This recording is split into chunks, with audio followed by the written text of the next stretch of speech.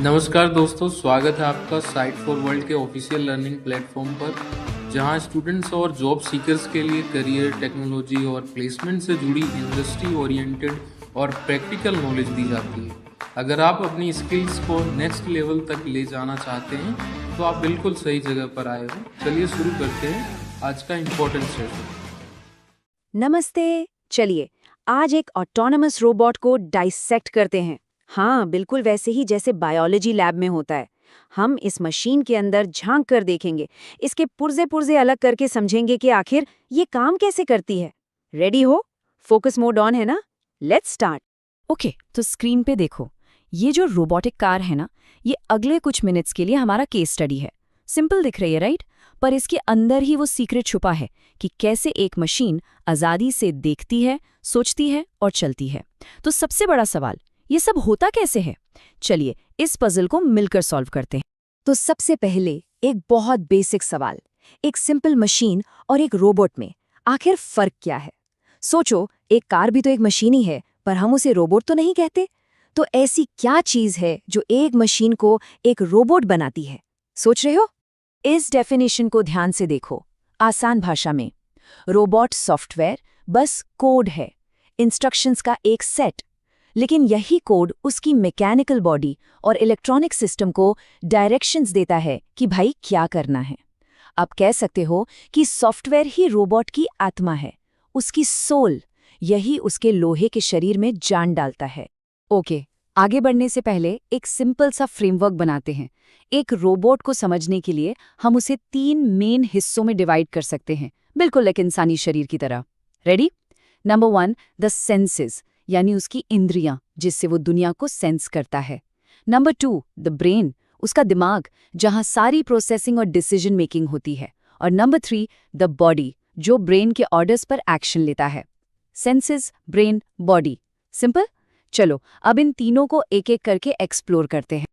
तो शुरुआत करते हैं एनाटॉमी के पहले पार्ट से, द सेंसेस। मतलब एक रोबोट अपने आसपास की दुनिया को देखता या महसूस कैसे करता है। ध्यान से सुनना, ये कॉन्सेप्ट बहुत इंपॉर्टेंट है। देखो, रोबोट के सेंसर्स मोटा-मोटी 2 तरह के होते हैं। पहले हैं एक्सटेरोसेप्टिव, फैंसी नाम है पर मतलब सिंपल है। वो सेंसर्स जो बाहर की दुनिया को देखते हैं, जैसे हमारी आंखें। रोबोट्स के लिए ये कैमरा या लाइडार हो सकते हैं। क्लियर है?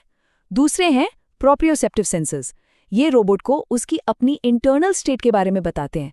जैसे बिना देखे भी हमें पता होता है ना कि हमारा हाथ कहाँ है, बस वही। इंटरेस्टिंग है ना? एक मशीन को भी ऐसी सेल्फ अवेयरनेस की जरूरत पड़ती है। अब ये टेबल देखो, ये बहुत इंपॉर्टेंट है। यहाँ रोबोट की 3 मेन आंखों का कंपैरिजन है। लाइडार, जो एकदम हाई क्वालिटी 3D मैप बनाता है। फिर है रडार, जो धुंध और बारिश यानी खराब मौसम का किन है। और आखिर में कैमरा, जो सबसे रिच विजुअल डिटेल्स जैसे कलर्स और साइंस कैप्चर करता है। अब आपको क्लियर हो रहा है? हर सेंसर की अपनी एक सुपर पावर है और अपनी एक कमजोरी। तो अब सवाल यह है कि बेस्ट क्या है?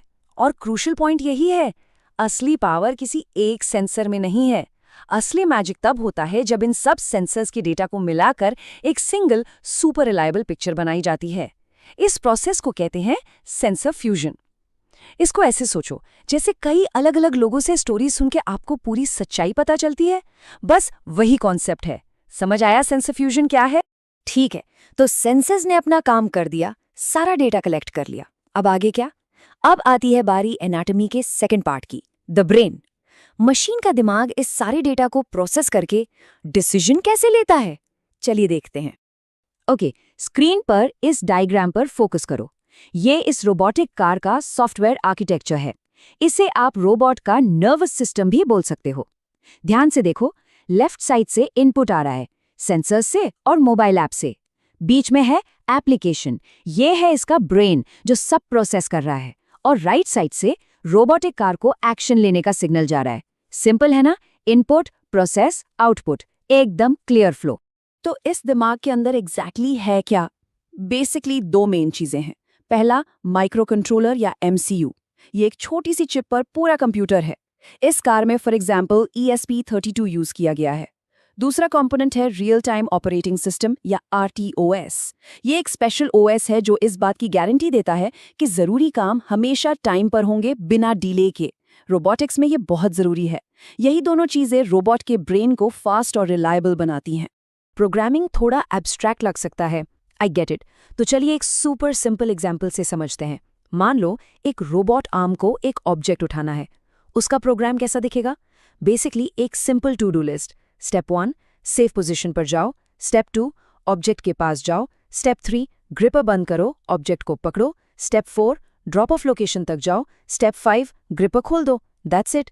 हर कॉम्प्लेक्स रोबोट के अंदर कोर में ऐसी ही सिंपल कमांड्स की एक सीरीज चल रही होती है। ओके, अब तक हमने सेंसेस और ब्रेन को अलग अलग समझ लिया, ठीक है?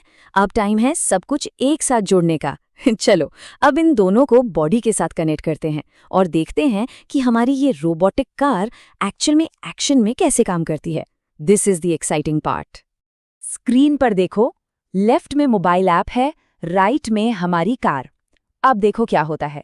जैसे ही ऐप पर फॉरवर्ड बटन प्रेस होता है, एक कमांड ब्लूटूथ से सीधा रोबोट के ब्रेन यानी ESP32 तक जाता है। ब्रेन उस कमांड को समझता है और तुरंत बॉडी यानी इसके मोटर्स को आगे बढ़ने का सिग्नल दे देता है। सिंपल, फास्ट एंड एलिगेंट है। तो अभी तक तो ऐसा लग रहा है कि यूजर के पास मतलब हमारे पास इस कार का पूरा कंट्रोल है। हम जो बटन दबाएंगे कार वही करेगी। पर क्या ये सच है? यहां पर एक छोटा सा ट्विस्ट है। एक सिचुएशन इमेजिन करो, हमने फॉरवर्ड बटन दबाया हुआ है और कार पूरी स्पीड से आगे जा रही है और अचानक सामने एक दीवार आ जाती है। हम तो अभी भी फॉरवर्ड बटन दबाए हुए हैं, तो अब क्या होगा? Any guesses? और यहीं पर ऑटोनॉमी यानी खुद से डिसीजन लेने की पावर पिक्चर में आती है। कार के सेंसर्स, इस केस में अल्ट्रासोनिक सेंसर, उस दीवार को 20 सेंटीमीटर दूर से ही डिटेक्ट कर लेंगे। ये इन्फॉर्मेशन सीधे जाएगी ब्रेन के पास और ब्रेन क्या करेगा? वो यूजर के फॉरवर्ड कमांड को ओवरराइड कर देगा। वो बॉडी को तुरंत रुकने का ऑर्डर देगा, चाहे यूजर कोई भी बटन दबा रहा हो। यही है असली टीम वर्क। सेंसेस, ब्रेन और बॉडी ने मिलकर एक ऑटोनोमस डिसीजन लिया यूजर के इनपुट के अगेंस्ट। समझ आया ये पॉइंट? देखो, ये छोटी सी कार एक बहुत ही सिंपल सा एग्जाम्पल थी, लेकिन इससे हमने ऑटोनॉमी के फंडामेंटल्स सीख लिए हैं। अब चलिए इसी कॉन्सेप्ट को जूम आउट करके बड़े स्केल पर देखते हैं सेल्फ ड्राइविंग कार्स की रियल वर्ल्ड में।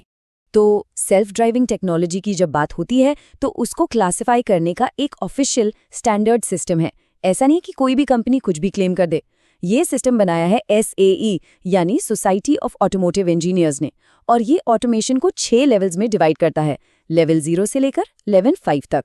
चलिए आखिरी 3 लेवल्स पर फोकस करते हैं क्योंकि यही हमारा फ्यूचर है। ध्यान से सुनना। लेवल 3, कार खुद चलती है पर ड्राइवर को हमेशा अलर्ट रहना पड़ता है कि कंट्रोल कभी भी लेना पड़ सकता है। लेवल 4, कार एक स्पेसिफिक एरिया में जैसे एक शहर में पूरी तरह खुद चल सकती है, ह्यूमन बैकअप की जरूरत नहीं है। और लेवल 5, ये है द होली ग्रेल, मतलब कार हर कंडीशन में कहीं भी पूरी तरह से खुद चल सकती है, स्टीयरिंग व्हील की जरूरत ही नहीं है। ये लेवल्स याद रखना इंपॉर्टेंट है, इससे आप आगे की टेक न्यूज़ बेहतर समझ पाएंगे। तो आज हमने एक रोबोट की पूरी एनाटॉमी को समझा, उसके सेंसेस, उसके ब्रेन, उसकी बॉडी से लेकर फुल ऑटोनॉमी के लेवल्स तक। आई होप सब क्लियर होगा। लेकिन मैं आपको एक आखिरी सवाल के साथ छोड़कर जाना चाहता हूँ। जैसे जैसे हम फुल ऑटोनॉमी यानी लेवल 5 के करीब जा रहे हैं, आपको क्या लगता है सबसे बड़ा चैलेंज क्या है? टेक्नोलॉजी को और बेहतर बनाना या इस टेक्नोलॉजी से जुड़े एथिकल सवालों, नैतिक दुविधाओं का जवाब ढूंढना? इस पर जरूर सोचना। मिलते हैं। तो हमारे चैनल को सब्सक्राइब कीजिए और वीडियो को अपने दोस्तों के साथ शेयर जरूर कीजिए। कमेंट सेक्शन में अपना डाउट या नेक्स्ट टॉपिक लिखना मत भूलिएगा।